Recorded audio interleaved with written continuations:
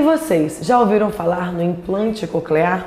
Pois é, eu vou conversar com o Dr. Rafael Torno, ele que é cirurgião otorrinolaringologista e vai esclarecer essas questões pra gente. Vamos lá.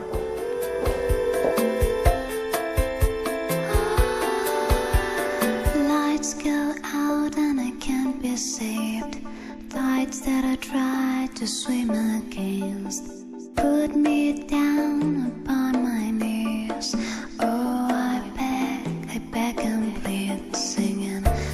E com o paciente Glauco Roberto, ele que acabou de colocar o implante coclear e tá super feliz. Ele é paciente do Dr. Rafael Torno e vai falar um pouquinho desse processo pra gente.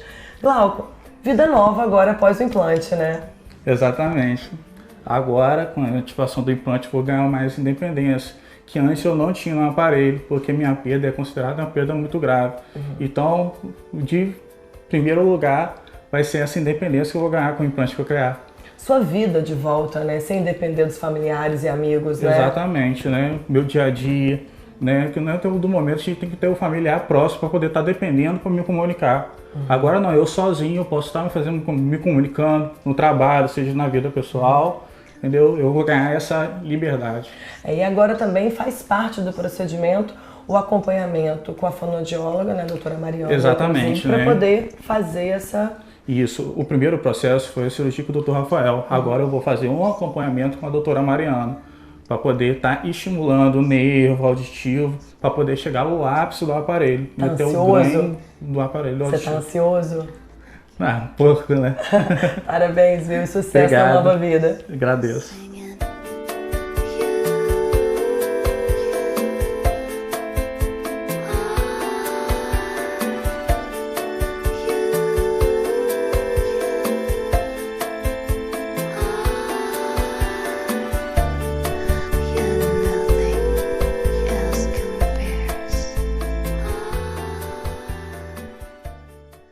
E ao meu lado, Lauriane Cabral, ela que é a esposa do Glauco, que acabou de ativar o aparelho.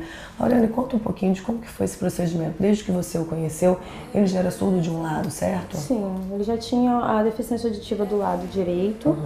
E quando eu conheci ele, no caso, ele já tinha perdido a audição no ouvido esquerdo e estava já usando o aparelho.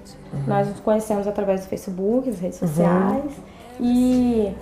assim, desde que eu conheci ele estava saindo da depressão, do baque, né? Deprimido por conta da audição, da perda, né? porque foi tudo novo para ele, né?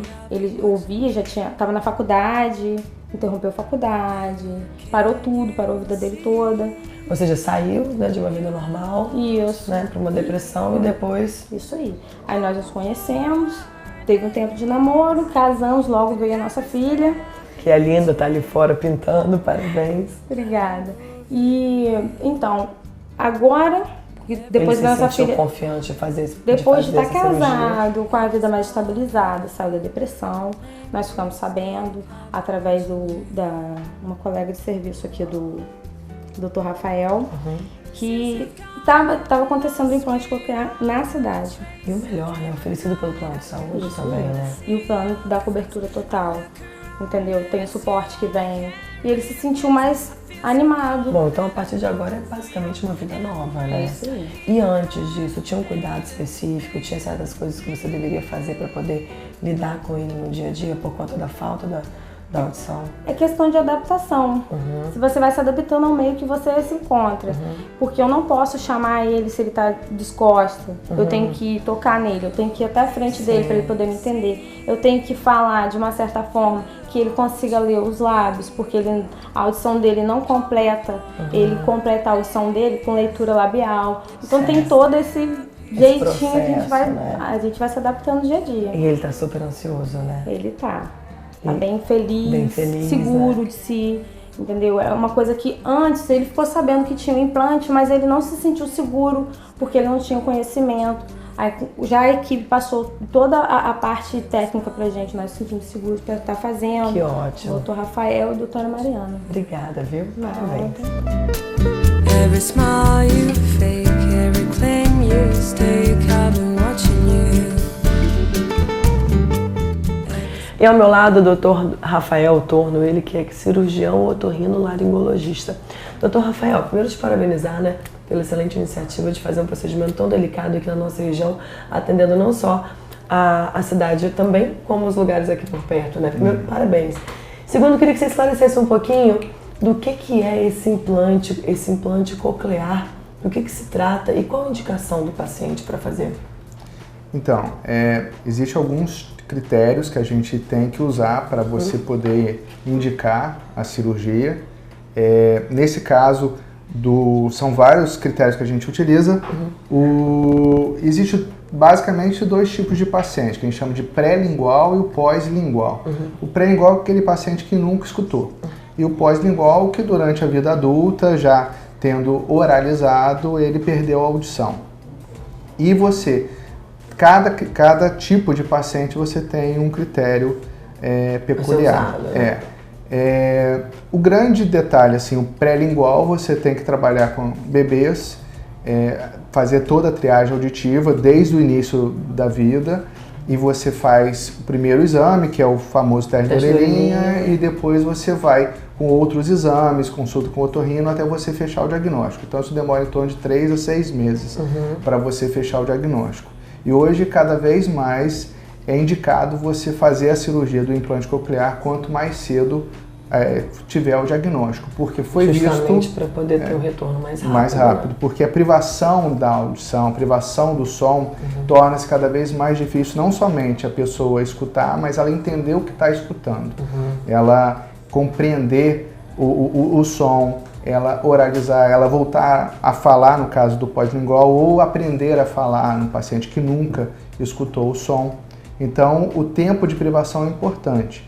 E outro ponto importantíssimo é a pessoa ter o reconhecimento da fala, ela entender o que está sendo dito pela leitura orofacial. Então, a gente pode atender alguns pacientes que nunca escutou, mas ela sabe o que está sendo dito pelos lábios. De uma paciente que você tem de 9 anos. Tem uns 2 meses, ela nunca escutou e ela foi operada num período que a gente preconiza cada vez mais cedo operar, até 4 anos, mas dependendo do caso você consegue estender. E o caso dela a gente conseguiu porque ela, com acompanhamento muito intensivo da mãe, de fonoaudiólogos, ela conseguia fazer a leitura orofacial. A mãe estimulava muito. Isso é muito ela tem uma voz também, né? Importantíssimo. E ela tem uma voz boa, uma qualidade de voz boa.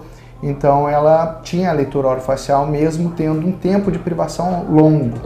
Então ela teve um bom resultado. Lógico que cada menor tempo de privação, melhor o resultado. Certo. Mas mesmo assim em alguns casos, você pode ter uma boa qualidade do som. Tem alguns casos que você não consegue fazer com que a pessoa fale, ela entenda o que está sendo dito, que ela responda oralmente exatamente o que foi perguntado, mas ela isso já é mais um trabalho também com fonoaudiólogo, para estimular. Mas depende do tempo também de privação e se ela teve esse reconhecimento, se ela foi oralizada, estimulada. Né? Então tem alguns pacientes que você consegue fazer a cirurgia, mas principalmente para você ter uma noção de som espacial, por exemplo, buzina, som de alerta, algum som, até um som agradável, né? Som de segurança, som agradável, pode também a pessoa perceber. Algum som espacial no sentido de saber onde está chegando o som, que lado está chegando o som. Então você tem essa possibilidade com o implante coclear. Bacana. E vamos falar um pouco do aparelho, né? Trata-se de um aparelho de última geração, extremamente tecnológico. É um aparelho bem complexo. Na verdade, ele tem 2 dispositivos. Ele tem a parte externa, onde fica o processador de fala, fica a bateria, fica o receptor, e tem a parte interna, onde você tem o eletrodo, onde vai levar o estímulo todo desse aparelho até a cóclea, onde é o início da audição. O que acontece? O paciente que perde a audição, em geral, é a área da cóclea onde é o sensor da audição, o início da audição, que é lesada, que é perdida. Por grandes motivos, ou é genético, ou alguma alteração, um trauma, alguma doença meningite, alguma doença infecciosa dentro do ouvido, e a pessoa acaba perdendo esse sensor da audição, onde que ele é muito, muito sensível. drogas, antibióticos, drogas que a gente chama de drogas ototóxicas, que podem levar a essa lesão. E esse aparelho faz um estímulo direto nessa área lesada para o nervo auditivo. O que acontece? Você, para ouvir, você transforma a energia mecânica, a energia do som, em impulsos elétricos. E esse aparelho faz exatamente isso. Ele capta o som, processa o som, transfere o som em impulsos elétricos e ele vai estimular diretamente o nervo auditivo através dessa área da cóclea. E o grande detalhe é que ele tem vários eletrodos. Esses eletrodos, cada um, ele age certinho na frequência correta. Então a gente tem frequências da audição que são graves, né, sons graves, sons médios, sons agudos. E você então faz o estímulo exatamente de cada frequência. Olha. Esse aparelho, por exemplo, que a gente implantou no glauco, são 22 eletrodos. Então você consegue estimular exatamente todas as frequências que um ser humano escuta. Então ele vai o plano é que daqui a pouco ele esteja ouvindo normal, né? Ele vai ter uma adaptação. O som, exatamente. O som não é um som igual a gente escuta, é um som um pouco mais eletrônico, porém cada vez mais ele está mais fidedigno do que se é real. Porém, é a adaptação, depois é o trabalho com fono, o trabalho até dele mesmo, em casa para ele se adaptar a esse novo som. É um som um pouco diferente, mas é um som que a pessoa...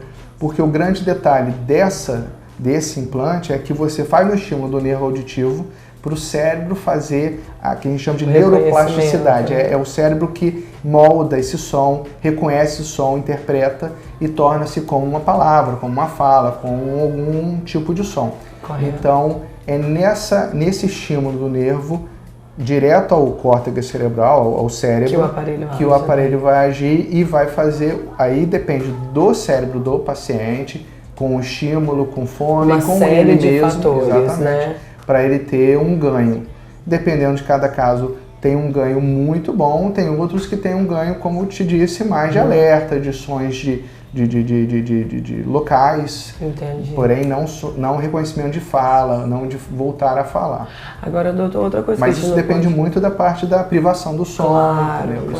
A privação do som, você é disse o que mais é fundamental. Importante, né? é o reconhecimento, por isso que existe a triagem auditiva hoje, por isso que a gente tem que trabalhar com o diagnóstico o mais rápido possível. Hoje, o ideal, por exemplo, um bebê, você diagnosticar e começar já a tratar com 6 meses de vida.